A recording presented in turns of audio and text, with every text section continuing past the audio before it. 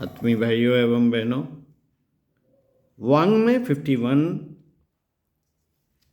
महापुरुषों के अविस्मरणीय जीवन प्रसंग भाग 2। लेखक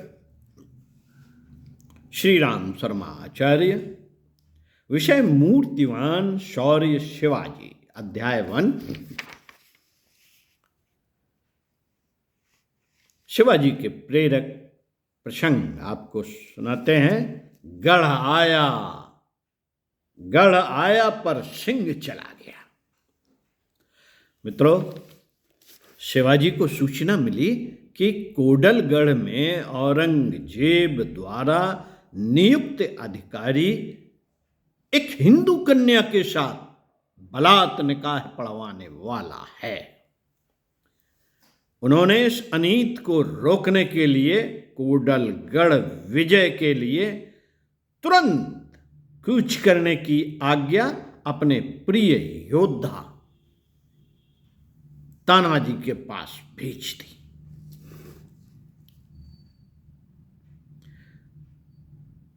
उन्हीं दिनों तानाजी के पुत्र का विवाह होने वाला था, किंतु उन्होंने कर्तव्य की परंपरा समझी तथा तुरंत प्रस्थान किया। समय पर पहुंचकर कन्या का उद्धार किया तथा गढ़ जीत लिया, किंतु उस अभियान में स्वयं भी बलिदान हो गए।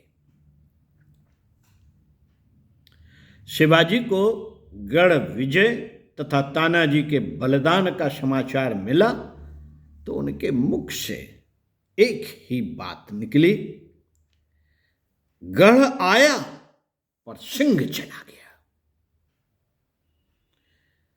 गढ़ तो अपने कब्जे में आया पर सिंह चला गया।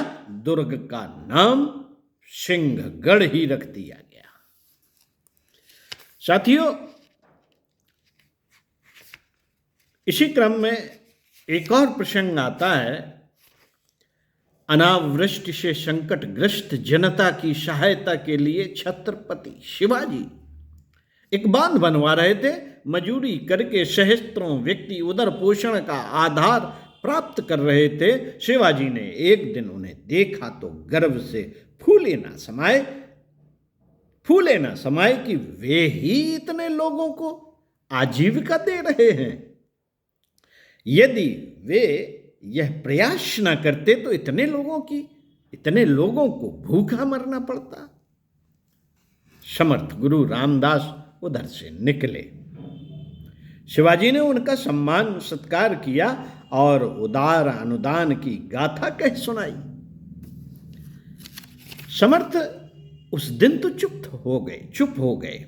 समर्थ गुरु रामदास उस दिन तो चुप हो गए, पर जब दूसरे दिन चलने लगे तो शांत भाव से एक पत्थर की ओर संकेत करके शिवाजी से कहा, शिवाजी, इस पत्थर को तोड़वा दो।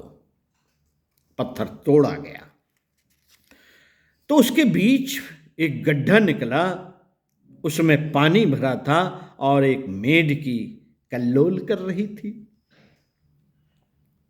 समर्थ गुरु रामदास ने शिवाजी से पूछा, इस मेढकी के लिए संभवतः तुमने ही पत्थर के भीतर यह जीवन रक्षा की व्यवस्था की होगी, इसके भोजन की व्यवस्था की होगी, पानी की व्यवस्था की होगी। शिवाजी लज्जा से पानी हो गए। एक और प्रसंग आता है, गुरु दक्षिणा। शिवाजी, तू बल की उपासना कर, बुद्ध को पूज, संकल्पवान बन और चरित्र की दृढ़ता को अपने जीवन में उतार। यही तेरी ईश्वर भक्ति है। भारतवर्ष में बढ़ रहे पाप, हिंसा, अनैतिकता और अनाचार के यवनी कुचक्र से लोहा लेने और भगवान की सृष्टि को सुंदर बनाने के लिए इसके अतिरिक्त और कोई उपाय नहीं। समर्थ गुरु रामदास ने समझाया।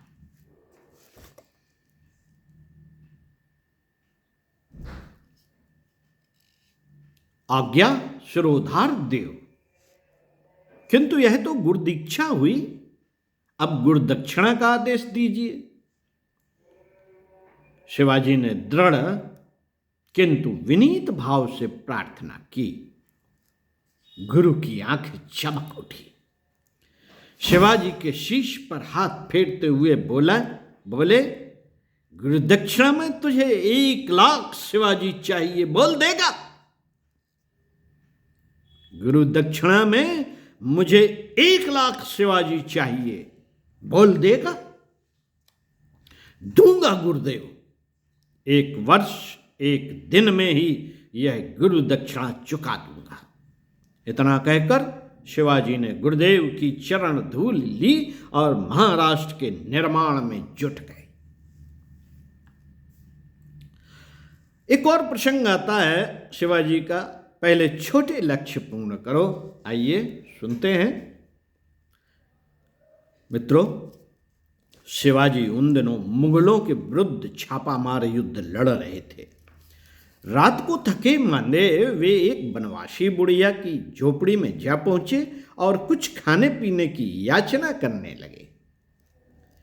बुढ़िया के घर में कौंदों थी, सो उसने प्रेम पूर्वक भात पकाया और पत्तल पर उसके सामने परोस दिया। शिवाजी बहुत भूखे थे, सो सपाटे में भात खाने की आतुरता में उंगलियां जला बैठे और उन्हें मुंह से फूंक फूंक कर जलन शांत करने लगे। बुढ़िया ने आंखें फाड़कर उसे देखा और बोली, सिपाही, तेरी शक्ल शिवाजी जैसी लगती है और साथ ही यह भी लगता है कि तू उसी जैसा मूर्ख भी है।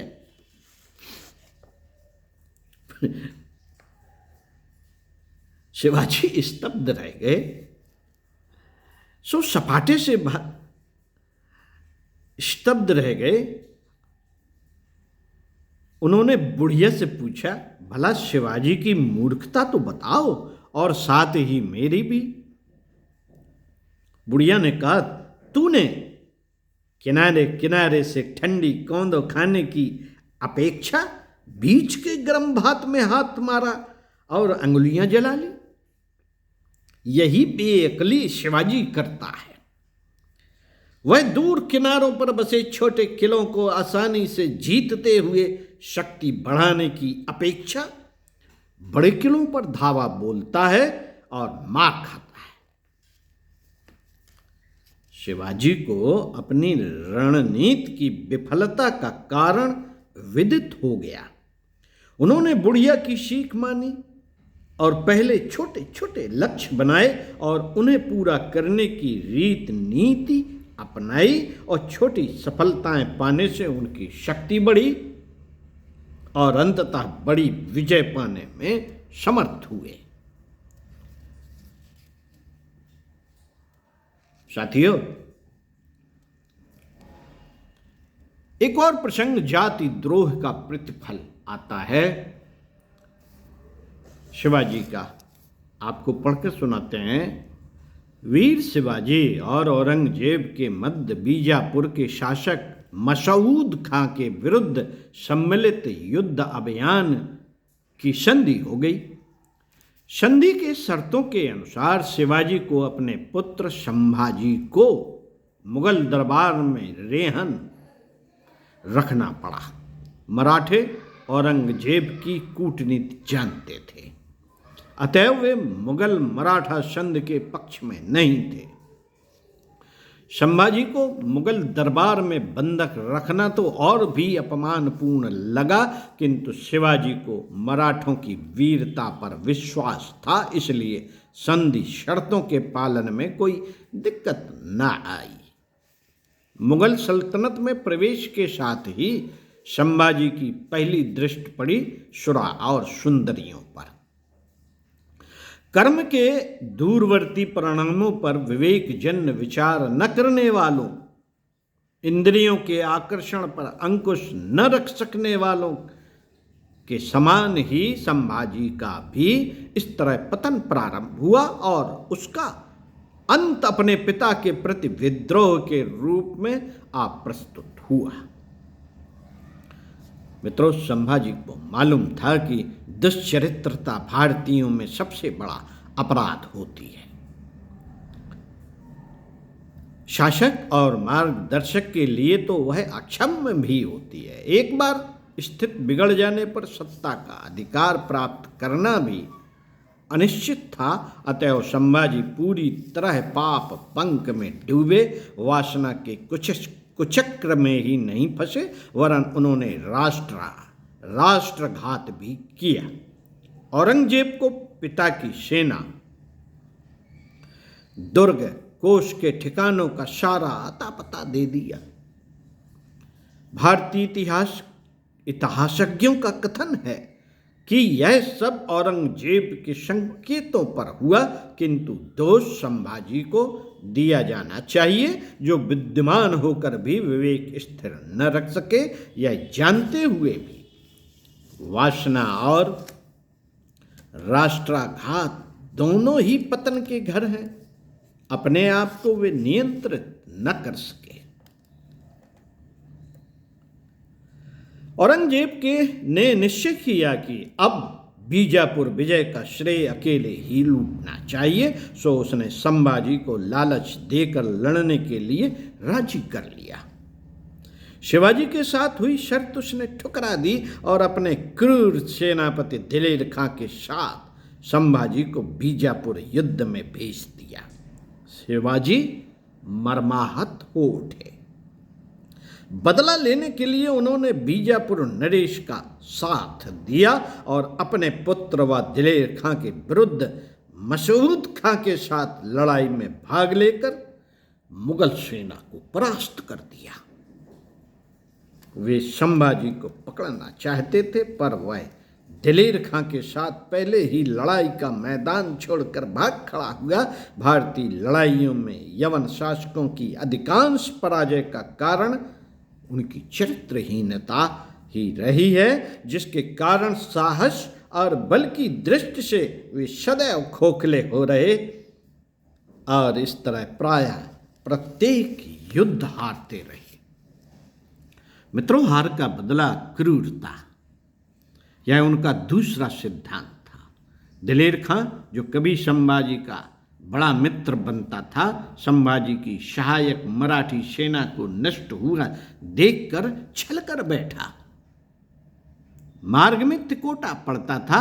यह स्थान मराठी सल्तनत का भाग था और संभाजी यहाँ के बच्चे बच्चे से परिचित थे। इन सबके बावजूद दिलेर खां ने नृशंसता की और मुगल सैनिकों ने तिकोटा को खूब जी भरकर लूटा। संध्या हुई, संभा विचार मग्न लेटे हुए थे, तभी पास के कोने से कराहने की आवाज आई। स्वयं उठकर देखने की हिम्मत नहीं थी, तभी क्रूर हंसी के साथ दिलेर खां प्रविष्ट हुआ और संभाजी को उस खेमे में पकड़ ले गया जहां सैकड़ों भारतीय ललनाओं को बंदी बनाकर उनके साथ अमानुषिक अत्याचार किया जा रहा था। संभाजी अपनी ही बहनों पर अत्याचार देखकर शहर उठे, हृदय चीत्कार कर उठा। एक राष्ट्रघाती शर्म से सिर झुका लेने के अतिरिक्त कर भी क्या सकता था। प्रायश्चित उनकी धर्म पत्नी येसुबाई ने सुझाया।